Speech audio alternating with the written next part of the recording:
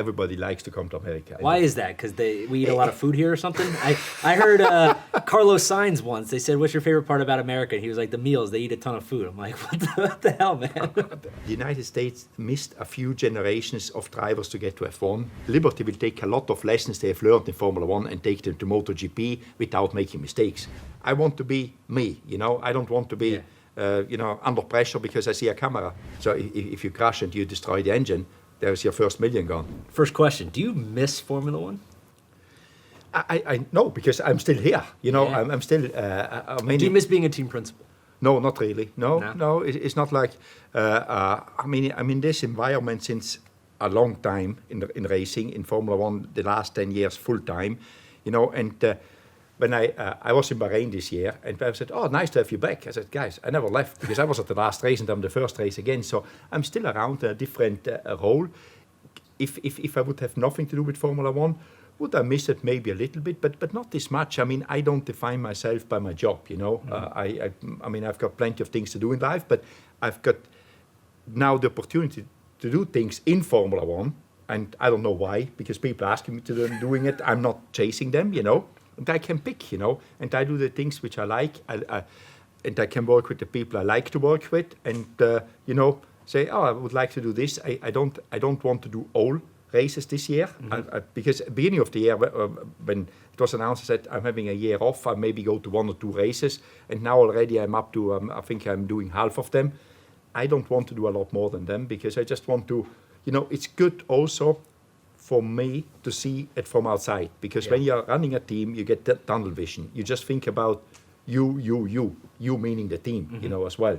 And you don't see anymore what's going on. And it's much better to see what's going on, and then you can make the decision what you want to do next.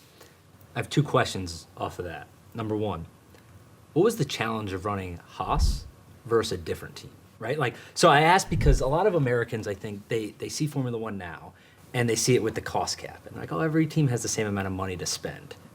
They get that with the salary cap. It makes sense. It's like, oh, everyone should be kind of equal here. That's obviously not the way that Formula One has operated, and I would argue still operates. Talk to me about just like the challenges of running one of the smaller teams on the grid budget-wise versus one of the bigger ones. The biggest challenge in Formula One, if you see how close the field is together, from the fastest car to the slowest car, it's sometimes in qualifying a second. Think about how small that is going around a minute and a half lap. Exactly. Yeah. It's nothing, it's nothing.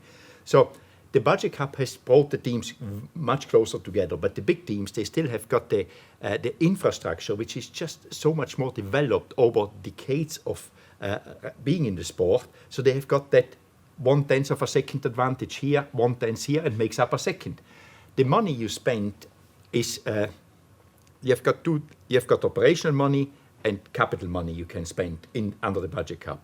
And if you have invested in your capital, you can use the operational better. For example, if you've got an infrastructure in place which can produce in-house, you can save money, because if you give it to a supplier, the supplier needs to make a living. He's not going to sell it to you at cost, because otherwise his business goes down. So, and smaller teams, and especially Haas, has no infrastructure in place, because when we started off, it was our intent to be different and to lean on other people, expertise to do things. But then with the budget cap came, all the teams, they immediately invested in their capital investment, by machinery, tooling and stuff like this. And they're just that little bit better. And Haas never invested in that, because it's not the business concept. And my idea was to invest in that one. And obviously, Mr. Haas didn't want, and he owns the team, and he calls the shot. And I'm perfectly fine with that, So that for the field is not together, but it will get together. If you think about before the budget cap to now, the time difference between number 1 and number 10, it's nothing. Before it was maybe 2-3 seconds. Now it's 1 second. And you think that'll continue to compress over absolutely time, as the infrastructure gets closer? Exactly, because some of the smaller teams now, they are far behind, invested in the last 2 years. But until this stuff comes online, it takes time, because it's such a complex sport. Well, I was going to say, it's not just money, right? Because Aston Martin would be at the front of the grid if Lawrence Stroll wanted to spend as much money as he wanted. But it's a lot of other things that go into it versus just cash. Yeah, you need the talent. I mean, like in every business, you need the best people at the right place, And until you find the people, until you kiss a few frogs to get there, you're always doing that when you build something up, and it takes a bit of time. But how do you attract the best people? You cannot do it with sheer money anymore, because the money you pay people goes in the budget cap, so you cannot overspend.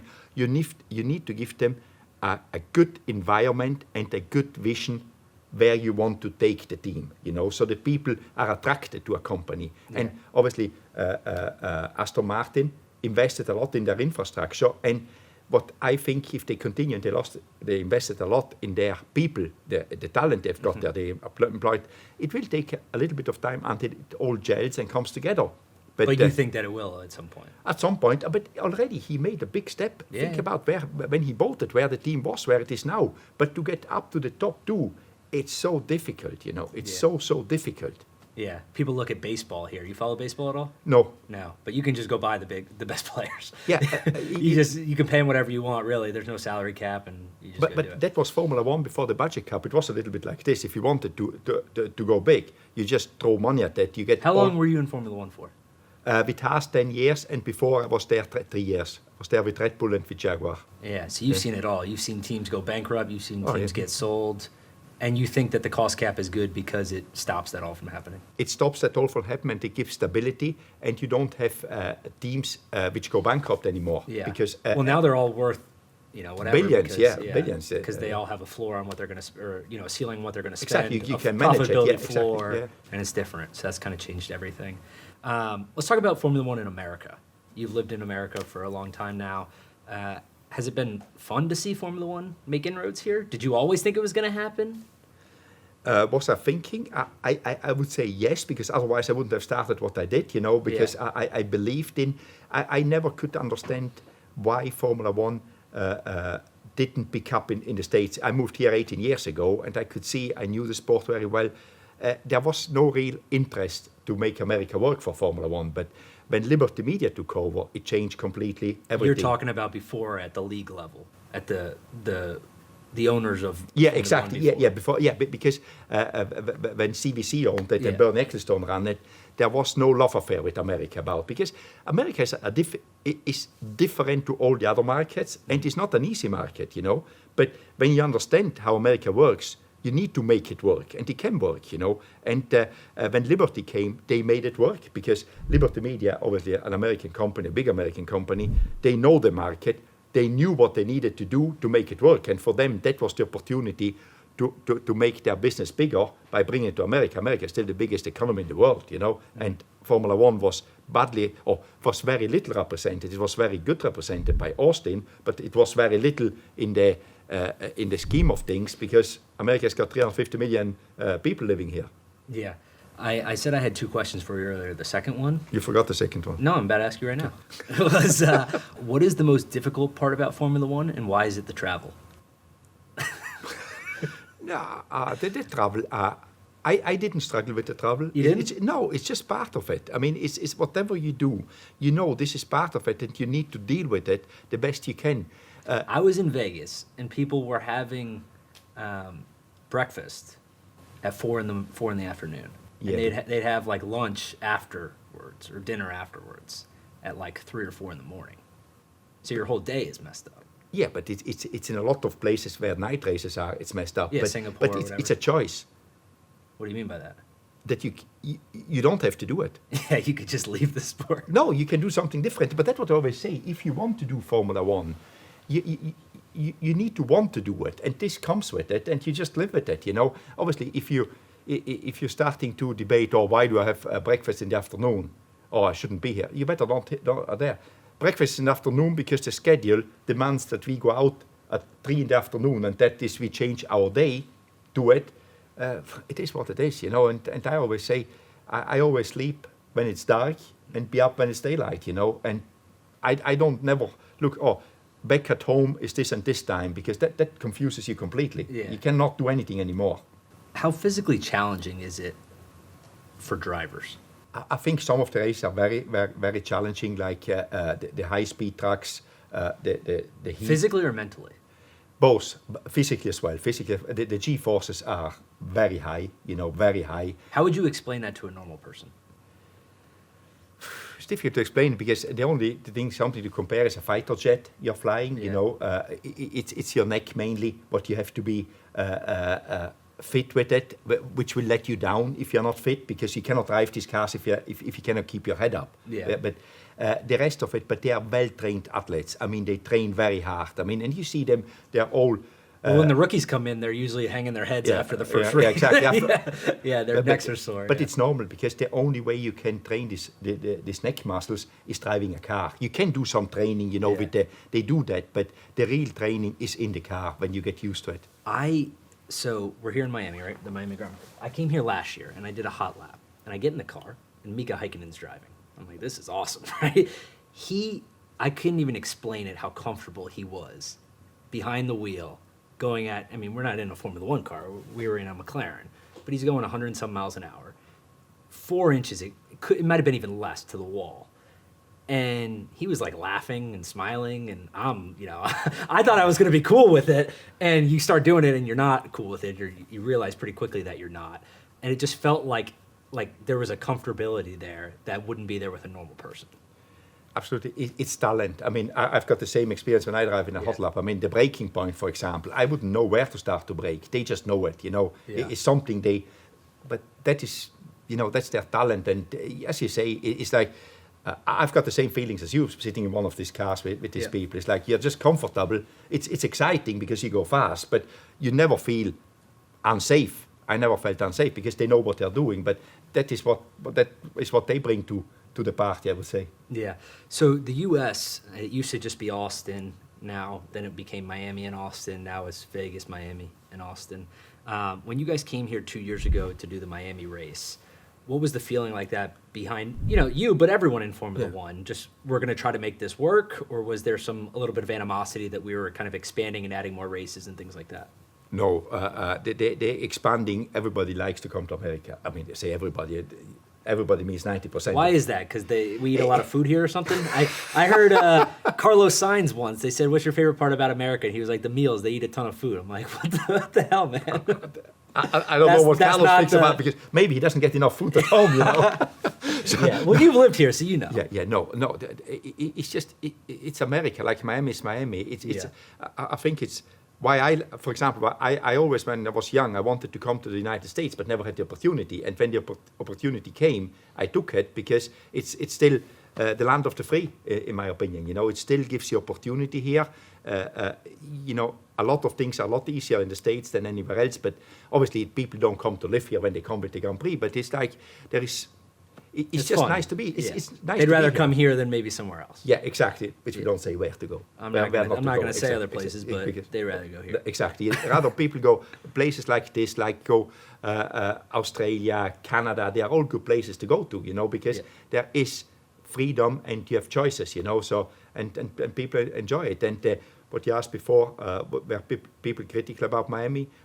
No, but when you get here, it's always like, this could be wrong, that could be wrong, but that is normal, People are normally well, it gets better every year too. Exactly, right? and Miami did a great job. They took all the criticism and turned it into a positive by sorting all the problems out. And now people cannot wait to come here.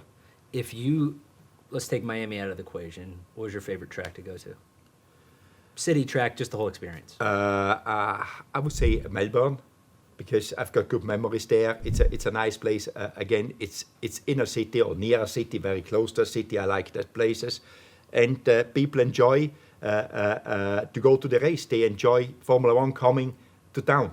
Yeah, and you mentioned earlier that you get to pick and choose what you do now, which is great, right? You don't have to, do things that you don't want to do, but you're still choosing to come around a lot and specifically work with Miami in this capacity. What made Miami special in that regard, and someone you wanted to work with?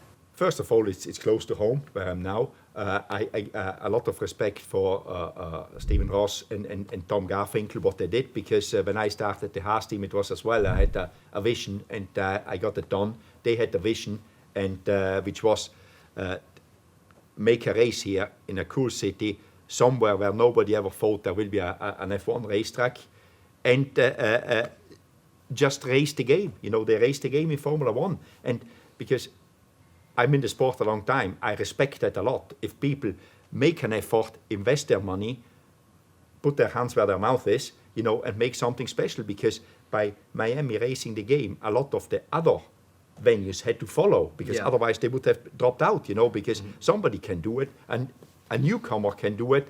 You're on the calendar since 20 years and you cannot put a show on like Miami. They still cannot put a show on like Miami because they're not in Miami, obviously, but they have to race their game, which makes the sport in general all better. So you need people like this to take the sport forward. And that's why I like to work with them when they asked me. And I said, this is cool. I mean, seeing this place beforehand, you would have never imagined that what it would look like on race day. Like, not even weeks before, but like years before, right? Like the idea that they would put a track around the stadium is kind of I just have seen picture, of it, how it was before. I mean, people say, how can you race here? It's not going to happen. Yeah. It happened. Yeah. So you've, I would say, become more popular over the last few years since Netflix started working with Formula One. Well, has your life changed at all in that regard? A little bit. I mean, it's like people recognize you, but my life, what things I do and what I don't do have not changed. I mean, I stay the same. You can speak with people which know me since decades. I believe you. You don't got to convince me. You don't want any witnesses. Did it portray you accurately, do you think? I didn't see it. Oh, you didn't watch it? No, I don't watch it, no. You never watched it? I never watched it, no. Why not? When it first came Feels out, weird to see yourself on TV. I think I could get used to that one, feeling weird. It's like hearing yourself and you're in the same position. You see yourself, you get used to it. I'm not a watcher of myself or listener of myself. Yeah. I do it if I have to. But no, for me it was more like, if I see me, maybe I try then to do things different or better. But I realized I'm not an actor. If I would be an actor, I would watch myself to get better because I'm acting. But I'm just being me. Yeah. So if I then watch me and want to do things better, every time I see a camera around me, it might change the way exactly you act. I start to act, and then it's not what comes out, but it's not good for me, because then I get paranoid about the camera, and I want to be me. I don't want to be under pressure because I see a camera. How does the filming process work? You know that you're with them for that weekend, but they're not asking, they're just following you around. Exactly. I forget that they're around, that they get the mic on after 5 minutes. Yeah, So, they're like got you in your office making conversation calls and stuff. Yeah, but they're there. It's fine, And the other thing is, you do not know what they're using anyway. So if you would start to act when they're there, I mean, they'll just use something else. Yeah, exactly. Yeah. You talked a little bit about the challenges at Haas of different budgets and things like that. Were there any instances where you guys got, like one that came to mind was if you looked down the paddock, you guys had less seats on the pit lane than other people. And I had read somewhere, you tell me if it's true, was that basically the idea was that by having less seats, you could save money in transport costs and things like that. One, is that true? But two, are there any other instances where you guys got creative to do things a little bit differently like that? It's true. You have to be creative with everything. I mean, as a team, you've got a certain money and you need to spend the best. So you always try to, I wouldn't say cut corners, to get the best out of the money you've got. And for example, the motorhome was smaller than anybody else's in Europe. You use motorhomes here, everybody's the same. Because Red Bull's floats on the water. Exactly. You guys didn't have one of those?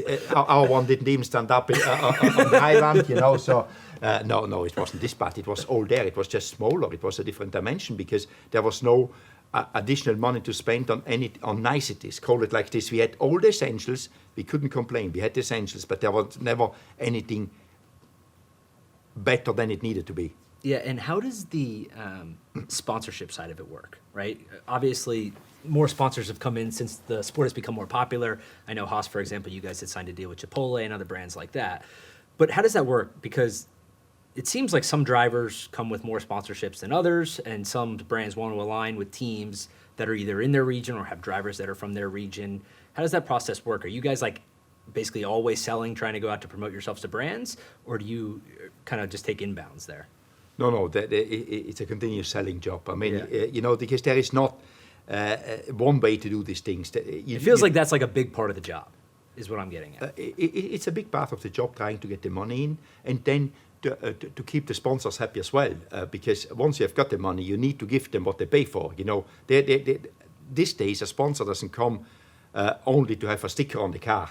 They want the whole experience of it. Entertaining people at races. Entertaining, activating, activation, giving them race cars, being in the factory and things like this. There's a lot of things which goes, once you got the sponsor, the real work starts. But it's actually then good work because you've got a partner on board. I mean, we at the time at Haas found MoneyGram, which is still there, and they're a great sponsor. Yeah, and it feels like that might have changed specifically for you guys too because of your popularity rising as well. Is that fair to say? That's what people say. I think it didn't harm the business, because... Well, you tell me, you were in charge. Were people coming to you guys more than they were before? Yes, I would say so, but we put a lot of more effort in to find money as well. And in general, F1, with Drive to Survive, got more exposure, so more people got interested, so you get more... it's tough to tell where it was coming from. Exactly, stuff. But for sure, it influenced it, yes. Yeah. Logan Sargent's an American driver. Do you think that there will be more American drivers in the future? I think it's what I always say, the United States missed a few generations of drivers to get to F1. And again, if you're a race car driver in America and you drive IndyCar or NASCAR, you can make a good living and life is good here. Being an F1 driver is not easy. It's hard work. It's a lot harder work, and no disrespect to IndyCar drivers and NASCAR drivers, But if you think NASCAR and IndyCar drivers, what you said before, don't have this big trouble. Everything's here. Everything is here. It's in the United States. If you wanted to make to F1, you need to go through the ranks F2, F3. Otherwise, very difficult, if not impossible, to get a super license. So that means at a young age, you need to move to Europe, while leaving behind a perfectly nice life in the United States, where if you be a race car driver here, you can make a good living and as well. So I admire Logan, what he's doing, the effort he puts in, because he puts a lot of effort into it, and it's difficult. You can see it, He got his car taken last weekend. Exactly, yeah. I mean, that is... Is that just a hard decision for a team like that, basically? You're trying to score points, that it makes a difference? The decision, I'm from your seat. From my seat, I would have done the same because statistically, Alex got more points than Logan. It just doesn't happen a lot, and it's a tough ask. Yeah, but I think for me, the thing is to ask is, why was there no spare chassis in race number 3? Yeah.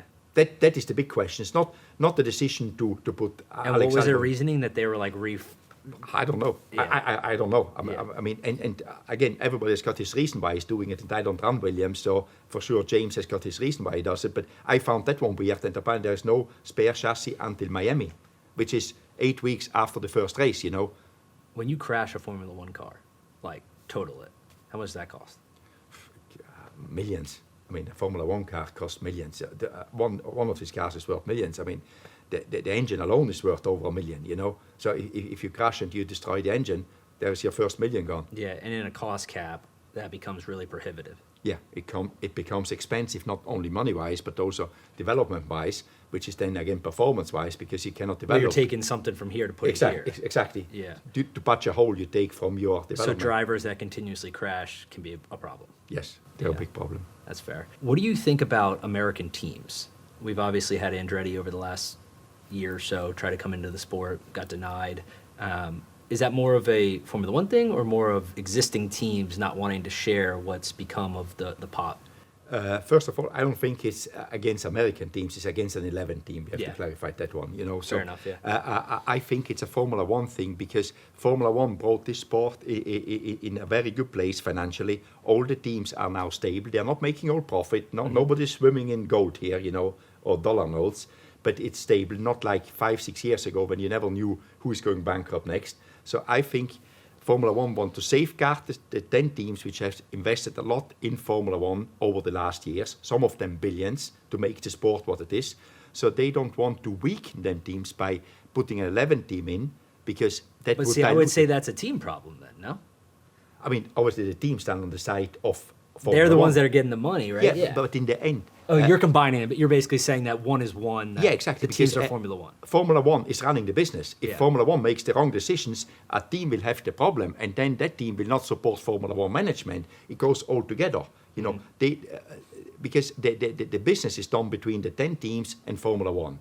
The FIA is a regulatory entity, which in the end, they get money again from Formula One to do their job, but they are not bringing anything to the party financially. They're bringing to the party that they regulate the sport. So, but Formula One is on top of the teams, and the teams, they don't have a vote in 11, 12, 13 teams. They do not have a vote. Yeah. The vote is with FOM, and FOM decides, we don't want to be in a position like in 2020, it was not a long time ago, there were 3 teams which were on the border to go out of the sport. And can you imagine if you come back in 21 with only 7 teams left? What have you got then? You haven't got...